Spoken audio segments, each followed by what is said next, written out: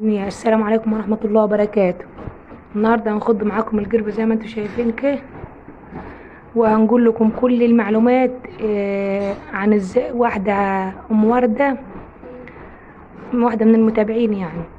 ام وردة قالت لي تقول لنا ازاي بنعمل الجبنة القديمة في البلاص. هنشرح لكم ازاي بنعمل الجبنة القديمة في البلاص، وهقول لكم ايه الفرق ما بين الزبدة المغشوشة والزبدة العادية. السلام عليكم ورحمة الله وبركاته. ازيكم حبايبي عاملين ايه؟ اللهم صل وسلم وزد وبارك على سيدنا محمد صلى الله عليه وسلم. احنا النهارده طبعا هنعمل فيديو الخض ده على العصي، علشان ام وردة قالت عايزين نشوف فيديو الخض على العصي. كانت لما تقول عايزين نشوف واحنا بنخض في الزريبة، طبعا الزريبة فيها البهايم وكده مش هينفع نخض فيها. نخض على العصي.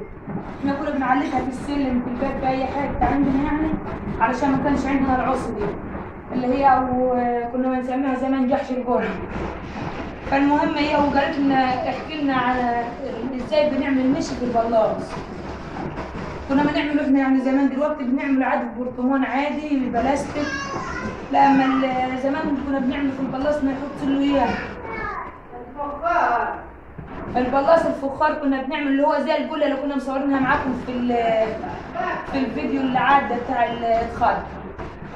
طبعا في ناس بتقول ان هو الجبنه في البلاص احلى من الجبنه اللي هي في البلاستيك، بس هي ساعات بينقص معاك البلاص شويه. اول ما تبقي جايباه جديد تجيبي حاجه تدهني بيها من جوه، يعني تسيح حبه سمنه وحبه دهن وتدهن البلاص كله من جوه، علشان ما ينضحش معاك البره وينقص حوالين الجبنه يعني. ولو نقص تكملي بالشرش اللي هو بينزل من الجبنه ده، تغليه وتبرديه وتحطيه تكملي بيه يعني.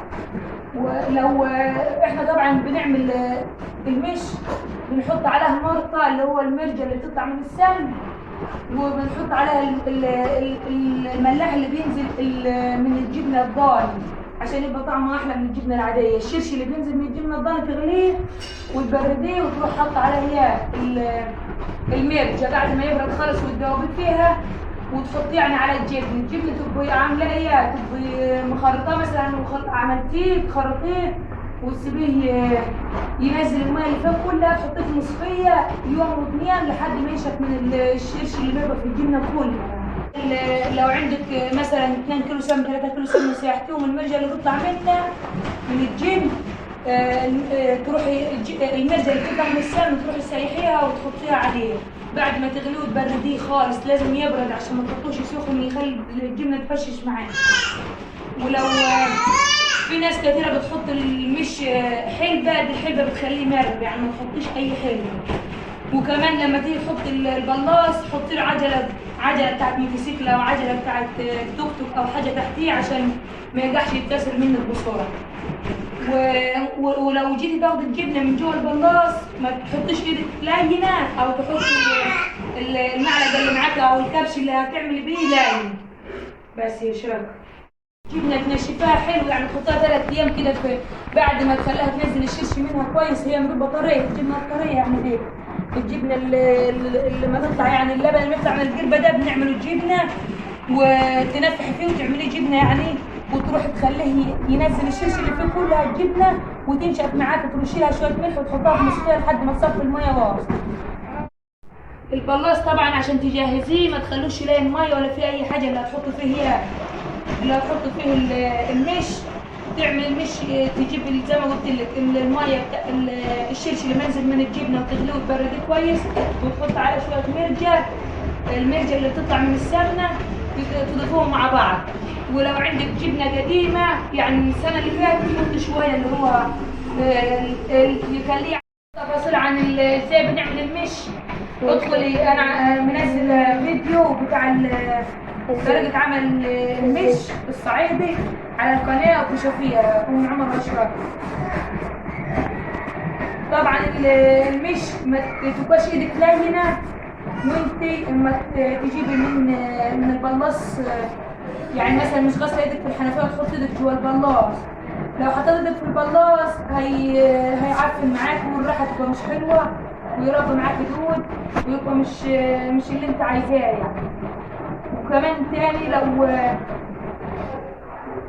لو عامله في البلاص لازم البلاص يبقى مسدود حلو، ما يبقاش داخل له هواء، الهواء بيخليه يعفن معاك كده. اللهم صل وسلم وبارك على سيدنا محمد. يا رب اكون في كل المعلومات في الفيديو، بس انت بتتفرجي على الفيديو اللي انا منزلاه بتاع ازاي تعمل المشي يعني. بس انا عندها لما تيجي تشتري اللبن هقول لك ازاي تعرفيه مغشوش او مش مغشوش او مخضوض او لا. اللبن ده مش مخضوض، فطبعا هتعرفي ازاي؟ معلم في الحوافي ده كده، هات يا عمري، معلم هنا كده في الحوافي، يبقى ده ايه مش مغشوش. وتيجي تنزلي فيه معلقه كده وتطلعيها كده، هتلقيها مش ممسوحه كده يعني، معلم في المعلقه ده تعرفي ان هو اللبن ده مش متضاف له ميه. شايفينها كده اها، ده تعرفي ان هو كده مش مغشوش. لكن اللبن اللي هو مخضوض تحط المعلقه كده هتطلع نظيفه معاكي مش معلم. وكمان لما تيجي تغليه، اللبن ده كنا بنغليه، لما تيجي تغليه مش هيرب معاك الوش ده. الوش ده لو اللبن مغشوش او اللبن مخضوض مش هيبقى فيه الوش ده. ده الوش اهو، دي القشطه لما تبقى على اللبن. دي يعني تعرف ازاي اللبن مغشوش ولا مش مغشوش. تشوف وانت ما تغليه اللي جبتي القشطه كده على وش يبقى مش مغشوش. وكمان ده مش مخضوض. لو لقيتيه هتيجي تحطي في المعلقه كده اول حاجه وانت ما تشتريه تلقيه معلم، مش ما ينزل كله من على المعلقه. لكن ده هتحطها كده تلقيها ممسوحه معاك وتنزل بسرعه، مش هيعمل الخط ده كده يعني. يا رب تكونوا استفدتوا في الفيديو. ما تنسوناش في اللايك والاشتراك في القناه لو اول مره تشوفوا الفيديو ده. عايزاك تشير الفيديو على قد ما تقدري، وتحطوا لنا اللايك وتشتركوا في القناه لو اول مره تشوفيه. وان شاء الله هقول لك ازاي تعرف الزبده مغشوشه ولا مش مغشوشه. ولان في ناس بتجيب الزبده يعني ناس ما عندهاش ضمير وتحط جواها حته تلج وتروح هي لما الزبده على التلج اللي هو جواه ده كده غلط يعني، كده ممكن ما يغش. الزبده ازاي هقول لكم. بيجيبوا البطاطس او البطاطا، لو السمنه جاموسه بيجيبوا بطاطس بيض، البطاطس بيجيبوا بيض كده شويه ويروحوا حاطين في قلبها شويه حته من البطاطس كمان الزبده تعرفها مغشوشه ولا مش مغشوشه. دي كانت فلفل يزر، شايفين صوتها؟ دي كانت فلفل يزر. لو جبت زبده من الفليزر من اي حد يعني انت مش واثقه فيه وحطيتها كده، حطيتيها كده لحد نص ساعه ولا اكتر ولقيتها نزلت ميه ربع الكميه بتاعت الزبده دي، تبقى دي مغشوشه. مش حاطه، تبقى دي مغشوشه وفيها يعني فيها تلج. في ناس بتحط تلج يعني جواها. انا حطيتها في الفريزر عشان اوريكم. تيجي تحطها انت كده وتسيبيها لمده ساعه ولا نص ساعه تلقاها ماليه الدنيا ميه تحتيها كده ربع مثلا الكميه، يبقى دي مغشوشه محطوط لها تلج جواها واتلمت عليها السمنه. وكمان تعرفها ازاي السمنه دي مغشوشه ولا مش مغشوشه؟ بعد ما تفك من التلج هتعملها كده لقيتها دايبه على ايدك كده ومعلمه دايبه كده، دايبه بسم الله ما شاء الله عليها يعني كده تبقى دايبه كده. تعمل لها كده، كل ما تعمل لها كده تلقاها بتدهن على ايديك كده. فكده ودي تبقى السمنه دي مش مغشوشه، ناعمه كده. كل ما تعمل لها كده تلقاها ناعمه يعني، ولا عليها بطاطس ولا عليها تلج ولا عليها حاجه. هتسيبيها كده في طبق مثلا لو انت جايباه وعايزه تعرفيها مغشوشه ولا لا. لو عملت مثلا ميه تحتها زي كده تحت السمنه دي تبقى دي السمنه دي فيها تلج مش مغشوشه.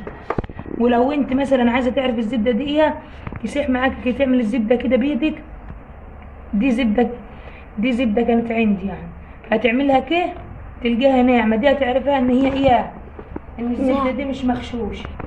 كل ما تبقى ناعمه كده وتدهن على ايدك كده، وكل ما تبقى ناعمه وكده وحلوه بسم الله ما شاء الله عليها كده، ان فضت منها شويه وصلت للمرحله دي كده عشان اللي ما تاخدش جيد مش عارف. دي كده اول الزبده اما تعمل زي الرغوه كده. بعد كده بعد ما تعمل الرغوه دي اما تربي السمنه، هذا الرغوه هحطهم تاني هنا وهرجع لكم تاني. هحطهم في القربة تاني وبعد كده نرجع مع بعض نشوفهم. زي ما انتم شايفين كده انا ضفت اللبنات بس جواها اللي كنت موريهم لكم يربوا الريمه دول. لازم يربوا معاك الريمه دي عشان تعرف ان كده ايه وصلت جربت توصل مرحله السمنه.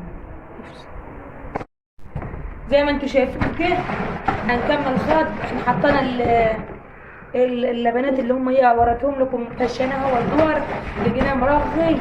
الرغوه اللي انتم شفتوها دي على ان السمنه يعني كده ايه ابتدت تدخل فيها. وكمان قلت لكم كل المعلومات حطينا اللبنات اللي احنا وريناهم لكم كده في الطبق مربين الرغوه دي اللي هو هي دخلت فيهم السمنه. هتفضل تخض كده لحد ما هي وبعد كده لحد حوالي ربع ساعه وتشوفوهم تاني هتعرف ان الرغوه دي هي بقت صفرة يبقى السمنه هي دخلت فيهم. الرغوه صفرة يبقى دي سمنه بلد يعني سمنه بلد. رغوه بيضة وتبقى السمنه بيضة دي سمنه جاموس. الفرق بين السمنه الجاموس والسمنه البلد واحده. الجاموس بتبقى بيضة واللبن بيبقى ابيض نصع بيض. اما البلد بيبقى مسفر شويه والسمنه بتبقى صفرا. يا رب تكونوا استفدتوا في الفيديو ده معلومات عن السمنه وعن الجبنه وعن اللبن وازاي تخزن وازاي تعمل المش وازاي تعرف السمنه مغشوشه ولا لا. وكمان اللهم صل وسلم وبارك على سيدنا محمد صلى الله عليه وسلم. لو وصلت معايا في الفيديو لحد هنا ما تبخلش عليا باللايك والاشتراك في القناه وتفعل زر الجرس وتكتب لي كومنت حلو كده يشجعني ويدعمني ان انا انزل تاني جديد. هنفضل نخط كده لحد السمنه مثلا.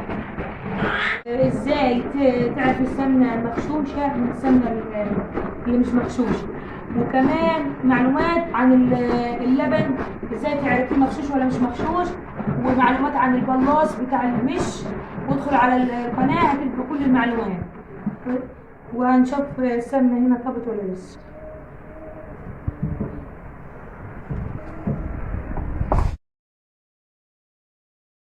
هنشوف السمنه استوت ولا لسه كده. بسم الله الرحمن الرحيم. هنفكها معانا كده.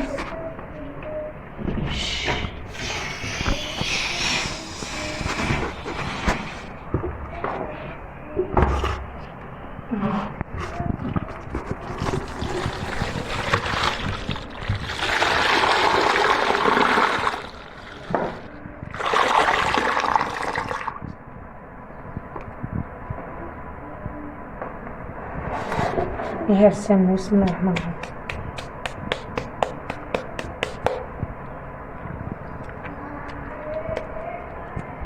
تعملها كده وتعملها كده لازم تحصرها كويس كده من اللبن علشان هي ما تبقاش شايله لبن وتطلع مرجه كتيره ومرته كتير. هتعملها كده زي ما قلت لكم في اول الفيديو. السمنه اللي مش مغشوش هتعرفها ازاي تعملها كده.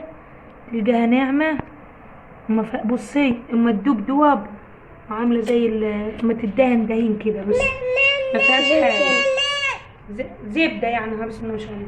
تعملها كده حلو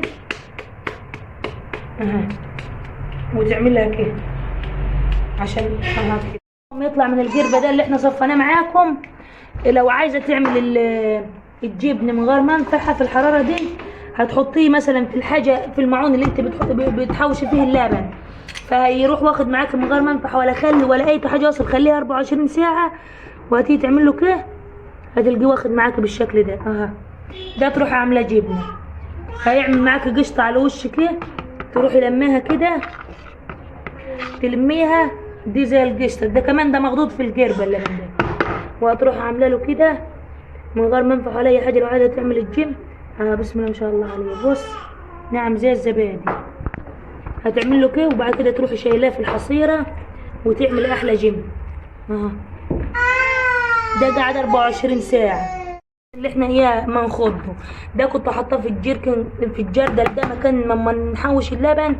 لو عايزه تعمل الجبنه يعني صيف في الصيف من غير منفعه ولا من غير خل ولا من غير اي حاجه. هتحطيها يقعد 24 ساعه في المعون اللي انت بتعمل فيه اللبن. بعد كده هوتها تلقيه زي الزبادي زي كده وناعم وحلو. هتشيليه بس انا دلوقتي مش هعمل طبعا انا براوغ. هتشيليه جوا الحصيره اللي هي او الشنده وهتعمل احسن جبنه من غير ما انفح ولا اي حاجه لان ولا مسخنه. انا حطيته بس في حته دفي معايا شويه بس قلت عشان اوريه لكم. وبعد كده بقى زي الزبادي بالشكل ده. وناعم، وكمان على الوش كده قشطه اهي. والسلام عليكم ورحمه الله وبركاته.